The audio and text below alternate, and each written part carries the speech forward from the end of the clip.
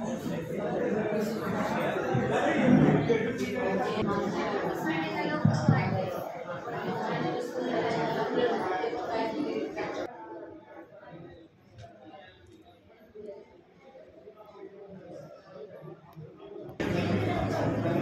दीपमान कारुणिक तथागत भगवान बुद्ध बोधिसत्व परमपूज्य डॉक्टर बाबासाहेब आंबेडकर यांच्या पवित्र आणि पावन स्मृतीला निर्मळ अभिवादन। तमाम बौद्धांची मातृसंस्था बुद्धी सोसायटी ऑफ इंडिया अर्थात भारतीय बौद्ध महासभा संस्थेच्या संरक्षक महाउपासके आंबेडकरचे धम्म कार्यालय सेवनेचे भी भारतीय बौद्ध महासभा संस्थेचे कार्याध्यक्ष ट्रस्टी व समता सैनिक दलाचे राष्ट्रीय अध्यक्ष डॉक्टर भीमराव आंबेडकर यांचे धम्म कार्यालय सेवनेचे भी ठाणे महानगर अंतर्गत लोकमान्य नगर शाखा या शाखेच्या वतीनं अत्यंत स्तुत्य अशा वर्षवास प्रवचन मालिकेचे आयोजन केले आहे।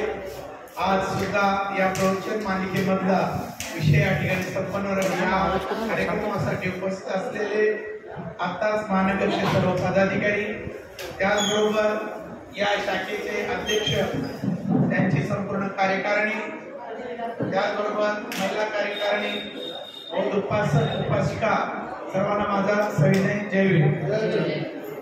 मला काही साहेबांना आदेश दिला होता की घर तिथं सैनिक असला पाहिजे, घर मध्ये सैनिक असला पाहिजे, गाव तिथं शाखेचा बोर्ड असला पाहिजे आणि म्हणून आपल्याला सुद्धा शोसाठी जरी नसलं तर स्वतःचं संरक्षण नंतर समाजाचं संरक्षण, स्वतःचं संरक्षण करण्यासाठी आपल्याला संत सैनिक दलाचा शिबिरामध्ये बसणं आवश्यक आहे। कारण अगोदर एक काळ होता असा की फक्त ड्रेस घाला आणि उभं राहा अशा प्रकारामध्ये, परंतु आता खूप काही त्याच्यामध्ये परिवर्तन झालेलं आहे आणि म्हणून मी थोडक्यामध्ये समता सैनिक दलाची शौर्यगाथा आहे ते मी आपल्याला सांगणार आहे। का दुसरा विषय द्यायचा ते पण सांगा मला। समता सैनिक दलाची शौर्यगाथा मी आपल्याला सांगणार आहे। तर पहिल्या प्रथम आपल्याला लक्षात ठेवायचं की बाबासाहेब आंबेडकरांना असं का वाटलं की आमची पण फोर्स असायला पाहिजे। पोलीस आपल्याला करतात ना मदत, पण बाबासाहेब आंबेडकरांना असं वाटलं की माझी पण फोर्स असली पाहिजे आणि म्हणून बाबासाहेब आंबेडकरांनी समता सैनिक दलाची निर्मिती केली। तर आपण याच्यामध्ये आपण एक उद्देश आपण बघितला पाहिजे की पूर्वीचा काळ आपण खडतर काळ होता, अस्पृश्य अशा प्रकारची जाणीव होती। आम्ही सुद्धा काही त्या गोष्टी भोगलेल्या आहेत। पाणी कशा प्रकारे वाढत होते, कशा प्रकारे एखाद्या गाय जनावरच्या गोठ्यामध्ये भोजन आम्हाला दिलेलं, म्हणजे मी पण भोगलेल्या आहे त्या गोष्टी, जरी आताच्या नवीन मुलांना माहित नसलं तरी आम्ही भोगलेले। मग तो तसा काळ होता आणि तो काळ असताना बाबासाहेब आंबेडकरांना सुद्धा वर्गाच्या बाहेर शिकावं लागलं। बाबासाहेब आंबेडकरांना पण याचे चटके भोगायला लागले आणि म्हणून बाबासाहेब आंबेडकरांना वाटलं की नाही, माझं रक्षण करणारे, समाजाचं रक्षण करणारी माझी फोर्स पाहिजे, म्हणजे दल पाहिजे काहीतरी, आणि म्हणून बाबासाहेब आंबेडकरांनी समता सैनिक दलाची आपल्याला माहिती निर्मिती केलेली आहे।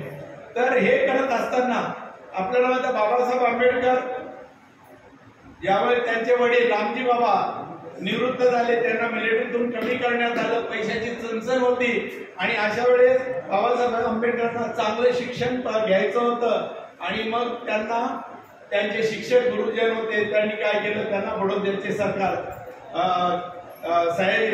बरोबर बडोद्याचे जे गायकवाड होते त्यांच्याकडे त्यांना घेऊन गेले आणि बडोद्या त्यावेळेस त्यांनी गेले आणि त्यांनी प्रश्न विचारला, अरे हा मुलगा जो आहे तो जरा त्याची चुणूक मला चांगली दिसते, मग हा अभ्यास करण्यासाठी परदेशात जायचं म्हणतो, तर मग हे कुठल्या विषयाचा अभ्यास करणार आहे।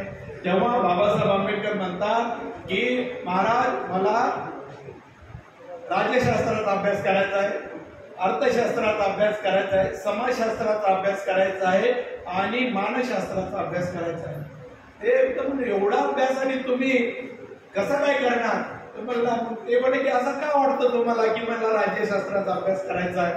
तर तेव्हा बाबासाहेब आंबेडकर म्हणतात की माझा समाज गरीब आहे साहेब, माझा महाराज माझा समाज गरीब आहे, राजकारणाविषयी अनमोल म्हणजे त्याला काही कसल्याच बाबतीचं माहिती नाही आणि म्हणून आम्हाला असं वाटतं की शासन करती जमात आमच्या समाजानं झालं पाहिजे आणि म्हणून त्यांना राज्यशास्त्र विषयामध्ये सर्व लिहिलेलं आहे, म्हणजे खासदार कसा पाहिजे, आमदार कसा पाहिजे, किंवा जिल्हा परिषदचा अध्यक्ष कसा, तालुक्याचा अध्यक्ष, म्हणजे त्याची काय हे पात्रता आहे सर्व त्या राज्यशास्त्रामध्ये लिहिलेलं आहे. म्हणून मला राज्यशास्त्राचा म्हणजे अर्थशास्त्राचा अभ्यास का करायचा?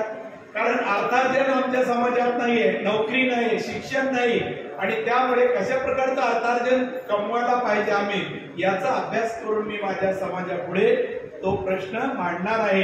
म्हणून मला अर्थशास्त्राचा अभ्यास करायचा, समाजशास्त्राचा अभ्यास करायचा. समाजामध्ये एकता निर्माण व्हावी, समाज एकमेकात जवळ राहावा, एकमेकाला त्यांनी सांभाळून वागायला पाहिजे. आणि म्हणून बाबासाहेब म्हणजे सयाजीराव बाबासाहेब आंबेडकरांनी सांगितलं, म्हणून मी समाजाचा, समाज म्हणजे काय एकटा माणूस असतो का? समाज म्हणजे पूर्ण लोकांना किंवा सर्वसामान्य सगळ्यांना पकडून समाज आहे. एक माणूस समाज असू शकत नाही. आणि त्याच्यानंतर मानसशास्त्राचा अभ्यास, सायकोलॉजीचा अभ्यास करायचा मला याच्यासाठी. एक बघा मानसिकता असते, एखादा माणूस आजारी आहे, ताप वगैरे आलेला आहे, पण काय माणसांना जोरजोराने ओरडतात, माझं लय दुखतंय, माझं लय दुखतंय म्हणून, आहे की नाही? हे त्यांची मानसिकता झाली. मग ओरडण्यानं त्यांचा आजार कमी होतोय का? होत नाही, आहे का नाही? पण त्याच्यासाठी तुम्हाला स्टँड राहणं गरजेचं असतं की जाऊ दे, आजार आहे, आज मध्ये बरा होईल. मग ही जी मानसिकता आहे ती सुद्धा आमच्या समाजामध्ये अशी होती. मग आम्ही काय आयतं मिळायचं खायला, काम करायचं नाही, जे गोष्ट मस्त काय जे असेल ते काय, अशा प्रकारची मानसिकता आमच्या समाजाची झाली होती. आणि म्हणून महाराज मला या समाजाला यामधून मला काढायचं आहे, वर काढायचं आहे, त्यांना शिक्षणाचा अधिकार द्यायचा आहे. म्हणून मला असं ऐकलं, अशा प्रकारचे बाबासाहेब आंबेडकरांनी बोलले. आणि किती रुपये स्कॉलरशिप झाली? 25 रुपये स्कॉलरशिप दिली होती. आणि त्या 25 रुपयामध्ये बाबासाहेब आंबेडकर शिक्षण घेतले. तेव्हा करार झाला होता, बाबासाहेब जेव्हा तुम्ही शिक्षण संपादन करणार तेव्हा तुम्हाला माझ्या संस्थानामध्ये काम करावं लागेल. आणि तशाच प्रकारे बाबासाहेब आंबेडकर चांगल्या प्रकारचं उच्च शिक्षण संपादन केलं. आणि संपादन केल्यानंतर मुंबईला आले. आणि मुंबईला आल्यानंतर त्यांच्या लक्षात आलं की बडोद्याच्या सयाजीराव गायकवाड यांनी काय केलेलं आहे, माझा करार केलेला आहे, मला त्या ठिकाणी जाणं गरजेचं आहे. आणि तशा प्रकारे ते बडोद्याला गेले. आणि बडोद्याला गेल्यानंतर त्यांना विचित्र अशी वागणूक दिल्या गेली. पिऊन म्हणजे चपरासी, तो सुद्धा फाईल असे फेकून द्यायचा. त्यांच्या पिण्याचा ग्लास वेगळा असायचा, चहाचा कप वेगळा असायचा. आणि हे सगळं पाहून बाबासाहेब आंबेडकरांचं मन एकदम हेलकावे घ्यायचं की म्हणायचं, मी एवढा उच्च उत्पत्ती शिकलेला आहे, माझ्याकडे जर असं मला जर एवढे त्रास आहे तर खेड्यापाड्यात माझे बांधव आहेत, भगिनी आहेत, त्यांचं कसं काय होत असेल. आणि म्हणून त्यांनी सांगितलं मला नोकरी करायची नाही. सयाजीराव गायकवाडांना सांगितलं की मला नोकरी करायची नाही, मी मायदेशी म्हणजे मुंबईला परत जातो. आणि तेव्हा बाबासाहेब आंबेडकरांचे वडील रामजीबाबा आजारी होते आणि त्याप्रमाणे ते आले. आल्यानंतर काय केलं, ज्या विभागामध्ये आपला समाज जास्त आहे त्या ठिकाणी गेले आणि त्या ठिकाणी आपल्या लोकांमध्ये स्वाभिमानाची ज्योत पाजळण्याचा प्रयत्न केला. स्वाभिमान म्हणजे काय, घाण काम करू नका, मेलेलं खाऊ नका, गुरा ओढू नका, मैताचा सांगावा वगैरे नेऊन सांगू नका, अशा प्रकारचं जे आहे ते बाबासाहेब आंबेडकर. आणि हे पाहून चातुर्वर्ण्य समाजाच्या पोटामध्ये पोटसूळ उठला. आणि मग त्यांनी बाबासाहेब आंबेडकरांना काय लिहिले, धमक्याचे फोन येऊ लागले, धमक्याचे पत्र आले. आणि एक पत्र तर रक्ताने लिहिलेलं पत्र आलं. आणि ते पत्र माता रमाईच्या हातामध्ये आलं. माता रमाई ढसा रडू लागल्या, साहेबांचं काय खरं नाही आता. आणि जसे साहेब बाबासाहेब आंबेडकर जसे संध्याकाळी आपल्या घरी आल्या त्या पुढे गेल्या आणि सांगितलं की साहेब रक्तानं लिहिलेलं पत्र आले, तुमच्या जीवाला धोका तर नाही. बघा केवढा मोठा विश्वास बाबासाहेबाला होता. बाबासाहेब म्हणाले, अरे रामू वेडी आहेस का, तेवढा समाज माझ्या पाठीशी आहे, माझ्या केसालाही धक्का लागणार नाही. आणि अशा प्रकारे बाबासाहेब आंबेडकरांनी आपलं काम सुरू केलं. आपल्याला माहित आहे मुंबई आपले ठाणा सुद्धा कोकणामध्येच आहे. आणि कोकणामधले जे निवृत्त झालेले जे सैनिक होते, जास्तीत जास्त कोकणातले सैनिक मिलिटरीत होते आणि मिलिटरी मधल्या निवृत्त सैनिकांनी काय केलं की आपल्याला बाबासाहेब आंबेडकरांचं काय करायचं, रक्षण करायचं आहे आणि म्हणून त्यांनी 3 मार्च 1927 ला भीम सेवक दलाची निर्मिती केली। आणि आपल्याला 1927 चा काळ कोणता होता? क्रांतीचा होता। बाबासाहेब आंबेडकर पाण्याला आग लावणार होते, बाबासाहेब आंबेडकर 14 तळ्यावर जाऊन त्या पाण्याला स्पर्श करणार होते, क्रांतीची सुरुवात होणार होती आणि म्हणून त्यांनी 3 मार्च 1927 ला भीम सेवक दलाची स्थापना केली।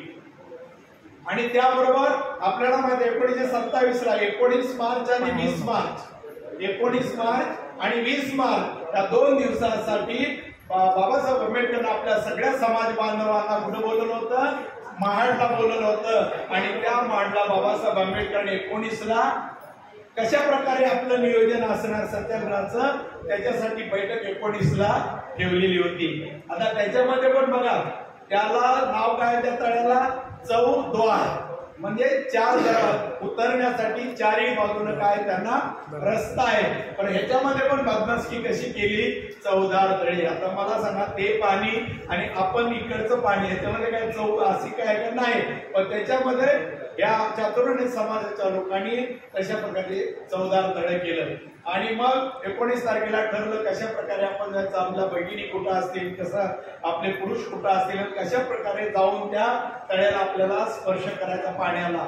आणि त्याच्यानंतर साहेब आपले रेस्ट हाऊसला गेले, कदाचित 11:30-12 ची वेळ झाली होती। मग हे जे 15 लोक आहेत ते 15 लोक बाबासाहेबांना भेटण्यासाठी गेले आणि त्यांनी सांगितलं की साहेब आम्ही भीम सेवक दलाची स्थापना केली आहे। तेव्हा बाबासाहेब म्हणाले, नाव है ना भीम, तेव्हा ते म्हणाले कि मुझे नाम के वास्ते सैनिक नहीं चाहिए, मुझे काम के वास्ते सैनिक। अरे भीम नाव होतं आणि मग त्याचं नामांतर बाबासाहेब आंबेडकर 12च्या नंतर त्याचं नामांतर इक्वालिटी आर्मी फोर्स म्हणजे समता सैनिक दल अशा प्रकारचं केलं। तर ते कधी झालं? 20 मार्च 1927 ला बाबासाहेब आंबेडकरांनी समता सैनिक दलाची निर्मिती केलेली आहे।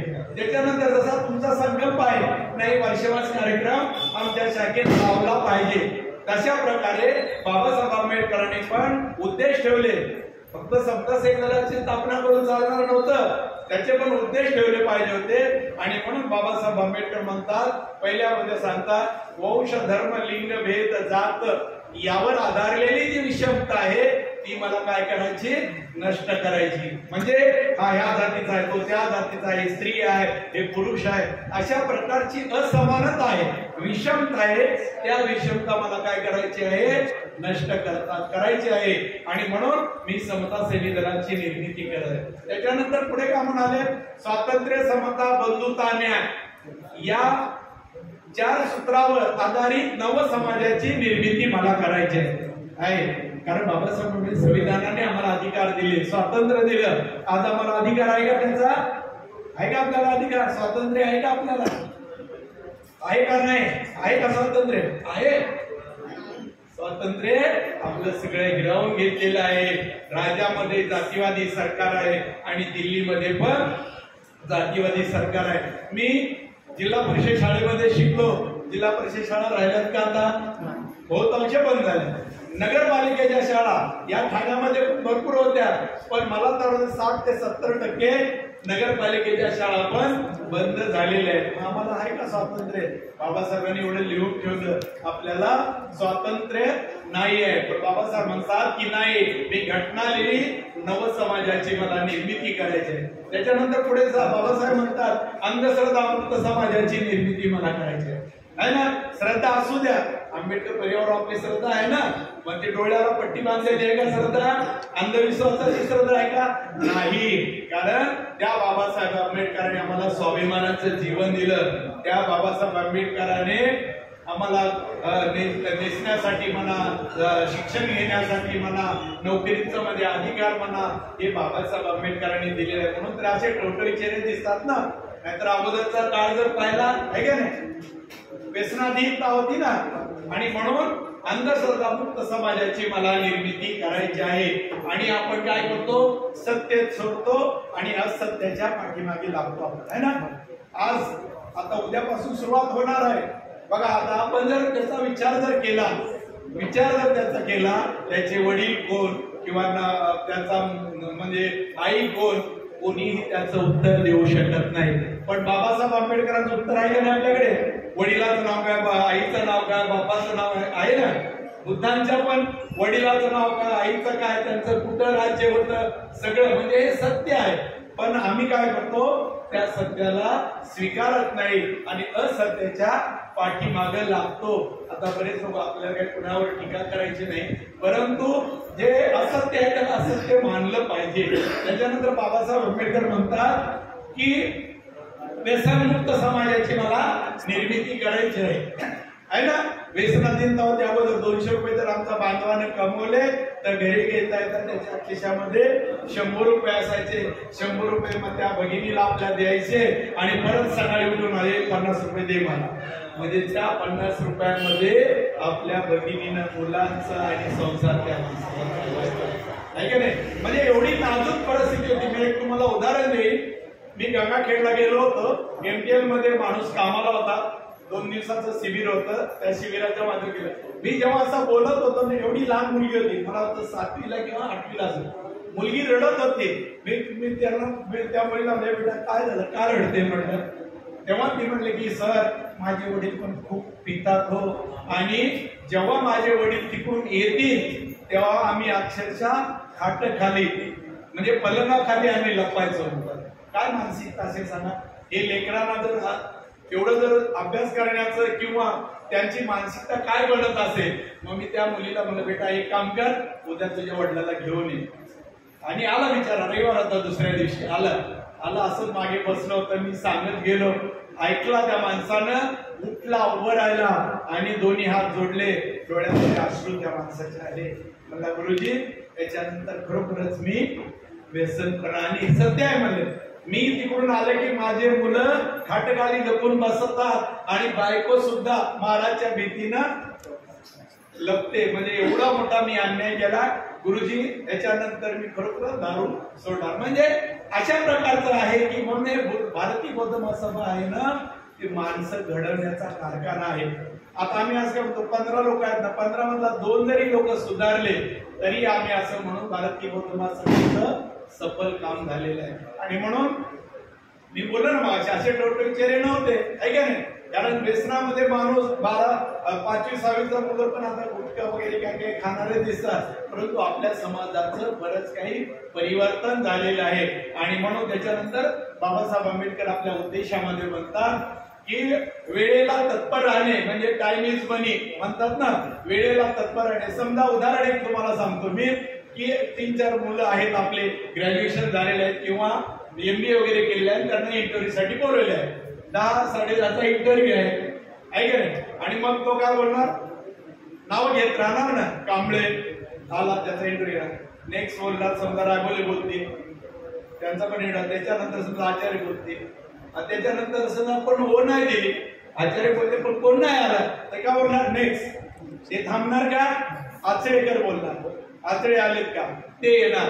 आणि मग जर आम्ही वेळेवर नाही गेलो तर स्वर्ण संधी किंवा आम्हाला त्या ठिकाणी नोकरी मिळणार होती, ती नोकरी सुद्धा आमची काय होऊ शकते, जाऊ शकते. म्हणून वेळेमध्ये आपण आलं पाहिजे. आमचे अध्यक्ष बऱ्याच वेळेस सांगतात की वेळेवर या आपल्याला. परंतु ठीक आहे, काहीतरी कार्यक्रम असतात महिलांच्या मागे, आम्हाला पण कळतंय. परंतु आपल्याला वेळेला महत्व दिलं पाहिजे. आता सैनिक आहे, मला जर भीमराव साहेब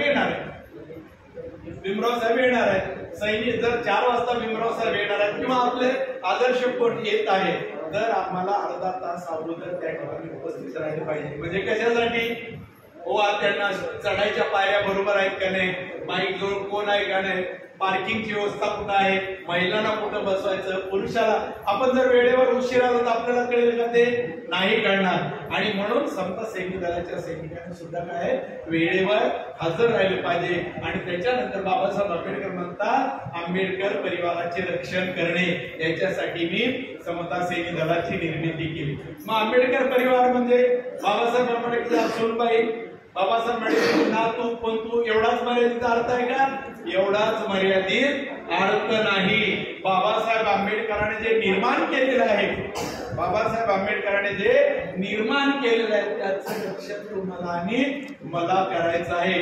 उद्या जर आता हे विहार मागच्या वेळेस आम्ही 10-15 वर्षापूर्वीची गोष्ट बघितली आपण सगळ्यांनी आहे ना, तोडण्यासाठी वगैरे लोक आहेत, तेव्हा आपण सगळे उभं राहिलो आणि त्यांना शेवटी वापस जावं लागलं आहे की नाही. आणि तशा प्रकारचं सुद्धा म्हणून आपल्याला माहित आहे की उद्या कुठल्यावर जर आपला घाला घालायचा येणार असेल कोण, तर त्याच रक्षण करण्याचं काम कुणाचं आहे, तुमचं आणि माझं आहे. आणि याच्यासाठी बाबासाहेब आंबेडकरांनी काय केलं, समता सैनिक दलाची निर्मिती केलेली आहे. पुढे जाऊन बाबासाहेब आंबेडकर म्हणतात की माझी काय स्वयंसेवक नाही, माझी मिलिटरी आहे, सैनिक आहे. आणि मिलिटरीला काय असतो, संचलनासाठी ध्वज असतो. आणि म्हणून बाबासाहेब आंबेडकर म्हणाले की माझ्या समता सैनिक दलाला आपण काय पाहिजे, ध्वज पाहिजे. आणि मग त्या ध्वजाची निर्मिती 6 मे 1945 ला केली. समता सैनिक दलाची निर्मिती कधी झाली, 1927 ला. आणि ध्वजाची निर्मिती कधी झाली, 1945 ला. म्हणजे बाबासाहेब आंबेडकरांना सुद्धा आपल्या समाजानं सहकार्य केलं नाही. मग तुम्ही आम्ही तर काय बाबासाहेब धूळ आहोत त्यांच्या पायाची, है की नाही.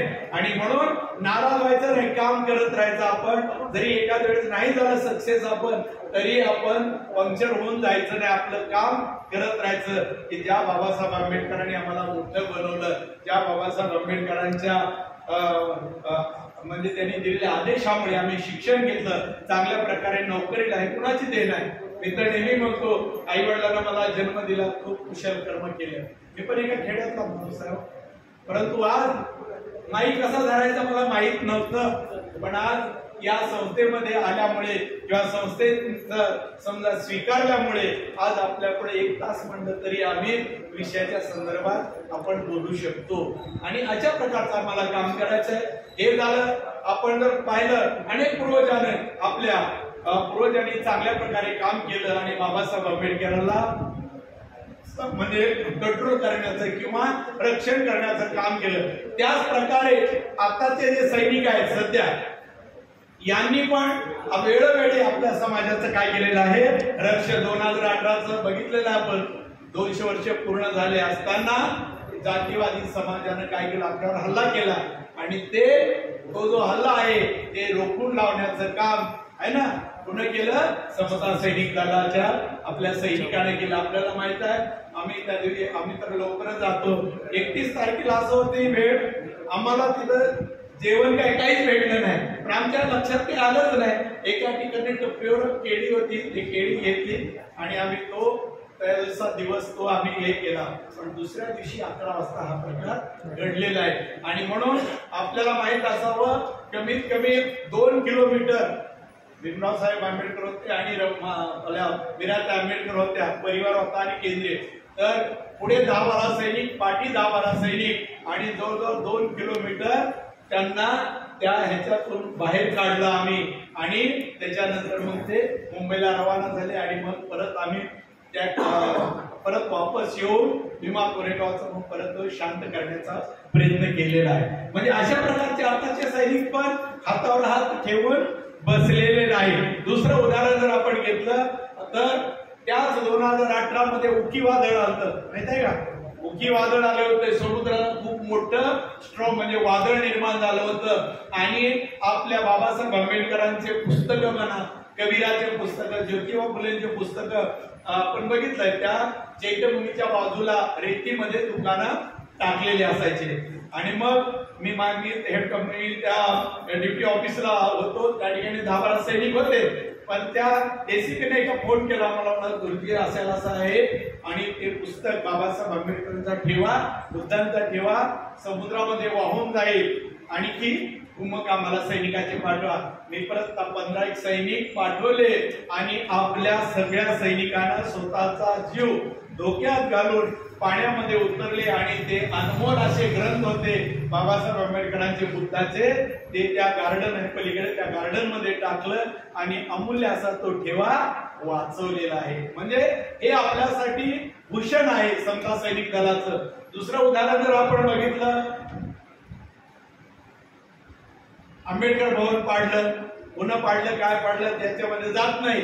पण जो कोणी बाबासाहेब आंबेडकरांच्या संस्थेची गद्दारी करल त्याला इथं शिक्षा मिळणार आहे. आणि म्हणून आपल्याला माहित आहे ज्यांनी हे वाईट कर्म केलं, दुष्कर्म केलं, त्याला हा देश सोडून बाहेर जावं लागलेलं आहे. या देशामध्ये तो माणूस नाही आहे, तो दुसऱ्या देशामध्ये गेलेला आहे. आणि म्हणून हे आता त्या पण आपण बघितलं फार मोठा मोर्चा होता. आपण सगळे म्हणजे बघितलेलं आहे आपण लोकांनी, लहान लहान मुलं घेऊन दादर पासून ते विटी पर्यंत एवढा मोठा मोर्चा होता. पाऊस तर मी म्हणत होता, भिजत होता पाऊस तर मी म्हणत होता. एक आपली भगिनी होती, लहान मुलं होतं त्याच्या भायखेड्याच्या तिथं. मी म्हणलं ताई कुठून आला तुम्ही? दादा मी चंद्रपूरहून आले. अरे मी ताई एवढं लहान बाळ तुम्ही कशाला यायचं? नाही मी काय होणार नाही माझ्या बाळाला, पण ज्यांनी गुन्हा केलंय त्याला मला अद्दल घडवायची आहे. म्हणून मी या मोर्चामध्ये सांगितलं किती मोठं बाबासाहेबांवर प्रेम करणारे माणसं आहेत. आणि मग तशा त्याप्रमाणे गेलं. मला वाटतं बाळासाहेब आंबेडकर होते, छत्री लोक धरण्यासाठी गेले. बाळासाहेब छत्री मला नको, माझा समाज भिजतो आणि मी छत्रीमध्ये राहू का?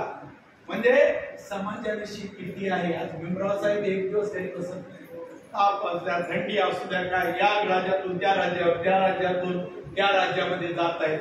आणि म्हणून हे आम्हाला लक्षामध्ये ठेवलं पाहिजे. म्हणजे आताचा सैनिक सुद्धा काय करत आहे, बाबासाहेब आंबेडकरांचं रक्षण, त्यांच्या विचाराचं रक्षण करत आहे.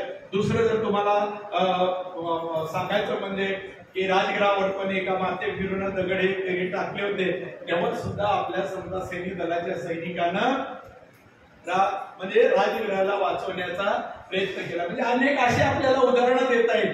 आणि त्याच्यानंतर भीमराव साहेब आंबेडकर यांच्या मार्गदर्शन, श्री भंडारे साहेब यांच्या मार्गदर्शनानुसार सैनिक फक्त ड्रेस घालून बुजवण्यासारखा उभं राहायला नाही पाहिजे. त्याच्यासाठी मग काय केलं, जुडो कराट्याचं प्रशिक्षण सुरू केलं, लाठीकाठीचं प्रशिक्षण सुरू केलं, कायद्याचं प्रशिक्षण सुरू केलं.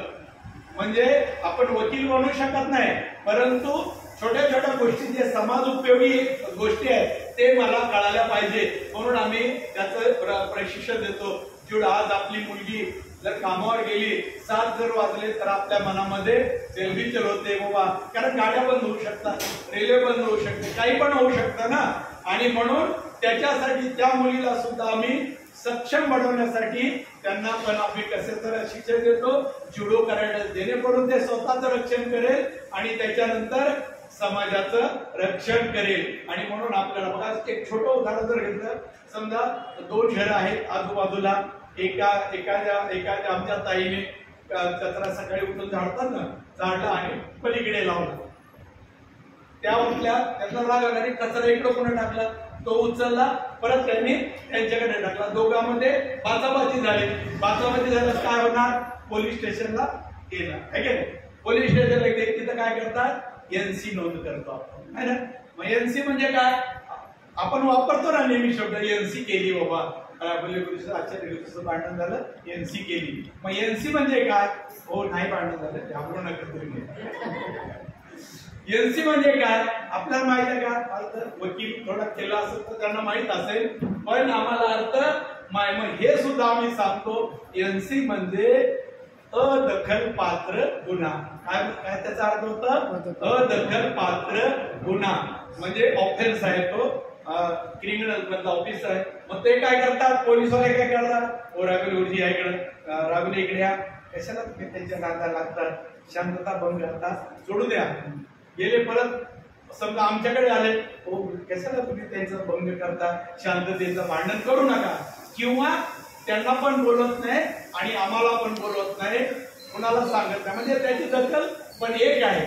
जर परत आणि भांडण झाले, जर त्यांच्याकडे एनसी नंबर असेल तर त्या एनसी नंबरवर आम्ही कोर्टामध्ये त्याला खेचू शकतो. म्हणजे आपल्यासाठी तो एक म्हणजे हे असतो. आणि म्हणून ते आपल्याला आपण म्हणजे केलं पाहिजे. मग एनसी आहे, FR आहे ना, 140 2 वर्षापूर्वीचा भयंकर काळ गेला आहे ना, आपले कुशल सगळ्याचे कर्म आहे म्हणून आपण जिवंत आहोत आहे ना. 144 कलम लागू केलं, म्हणजे काय म्हणतात त्याला, संचारबंदी है ना, संचारबंदी लागू झाली. आता तुम्ही पण म्हणतात, मी पण म्हणतो, संचारबंदी लागू झाली. मग संचारबंदी कशावर खायची, किंवा त्याचा अर्थ काय, त्याचा अर्थ पण समजला पाहिजे. 140 कलम लावलं. 140 कलम म्हणजे काय? ह्या ज्या छोट्या छोट्या गोष्टी आहेत त्या सुद्धा आम्ही समजा सैनिक दलाच्या माध्यमातून सांगतो. संचारबंदी म्हणजे काय? 5 व्यक्तीपेक्षा जास्त माणसं सार्वजनिक ठिकाणी बसून चर्चा करू शकत नाही. विहारात बसू शकतात, घरामध्ये बसू शकतात, पण सार्वजनिक ठिकाण असते ना रोडवर, तिथं बसून चर्चा करू शकत नाही. जर तुम्ही केला, पोलीस जर आला तर म्हणणार रे घरी जाता का, नाही तर तुम्हाला मला काय करावं लागेल? अटक करावी लागेल, आहे की नाही? तर अशा प्रकारचे जे आहे ते पण आम्ही काय करतो याच्या माध्यमातून छोट्या छोट्या गोष्टी आहेत. परत दुसरं असं आहे, एखादा माणूस आता तुम्हाला माहित आहे आपण उन्हात तानामध्ये समजा सैनिक दलाचा सैनिक काम करत होतं, एखाद्या माणसानं जेवण नाही केलं आणि होतं बऱ्याच ठिकाणी आम्हाला ते अनुभव आला. एखाद्या माणसाला चक्कर येते, तो पडला, मग त्याला कॅरी कसं करायचं, कसं न्यायला पाहिजे, किंवा आता आपले लोकांना छोटे छोटे आपल्या गल्ल्या असतात तिथं आपली हे जात नाही, अँब्युलन्स जात नाही, मग तिथं अँब्युलन्स नाही जात तर मग त्या ठिकाणी आपण मानवी स्ट्रेचर कसं बनवायचं, कशा प्रकारे त्याला उचलून आपण तिकडे न्यायचं, किंवा एखादा माणूस आपण झालं 5 मिनिटात संपवतो. दुसरं असं आहे की माणसा किंवा बुडालेला माणूस आहे, त्याला बाहेर काढलेला आहे त्याला, आणि तो बेशुद्ध पडलाय, मग त्याच्या पोटातलं पाणी आपण कसं काढायचं याचं सुद्धा प्रशिक्षण, अनेक असे प्रशिक्षण याच्या माध्यमातून आपल्याला दिल्या जातात. आणि म्हणून आपण सुद्धा ज्यांनी झालेलं आहे आपण इथंच घेऊ पाहिजे, तर तुम्हाला काय बाहेर घेऊन नाही जाणार, इथंच आपण करूया. जर प्रत्येकानं समजा सैनिक दलाच्या शिबिरामध्ये जर आपण बस म्हणजे शिबिर अटेंड केलं तर आपल्याला समाज बांधव म्हणून जर आपण 10 माणसं जर इथं ड्रेस घालून उभे राहिले, हिंमत आहे का कुणाची आतमध्ये यायला? आणि म्हणून माझे आई वडील म्हणायचे लहान असताना रात्र वैर्याची आहे, रात्र वैर्याची आहे, पण आज ते नाही, रात्र तर वैर्याची आहे, पण दिवस पण वैर्याचा आहे. माझ्या बाजूला बसलेला माणूस कोण आहे हे ओळखण्याची वेळ आलेली आहे.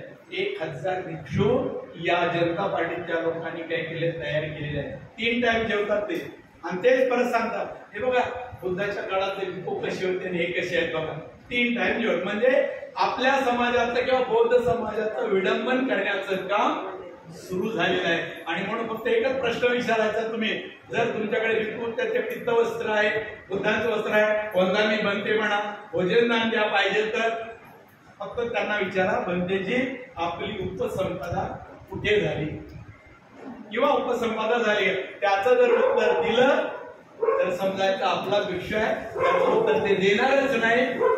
आणि पैसे पण त्यांना देण्याची गरज नाही. आपल्याला माहित आहे महाबोधी विहाराचा एवढा मोठा लढा चाललेला आहे, आपण सुप्रीम कोर्टामध्ये तो आपण हे केलेला आहे, दाखल केलेला आहे, आणि म्हणून त्याच्यासाठी सुद्धा आपल्याला पैसे लागणार आहेत. म्हणून ज्यांना शक्य असेल, कोड नंबर दिलेला आहे, डायरेक्ट पैसे जे आहेत त्या अकाउंटवर जमा होतात, कुणाच्या हातात देण्याची गरज नाही. आता बघा ना, 7 ताई बोलल्या आई आम्हाला स्वातंत्र्य आहे का?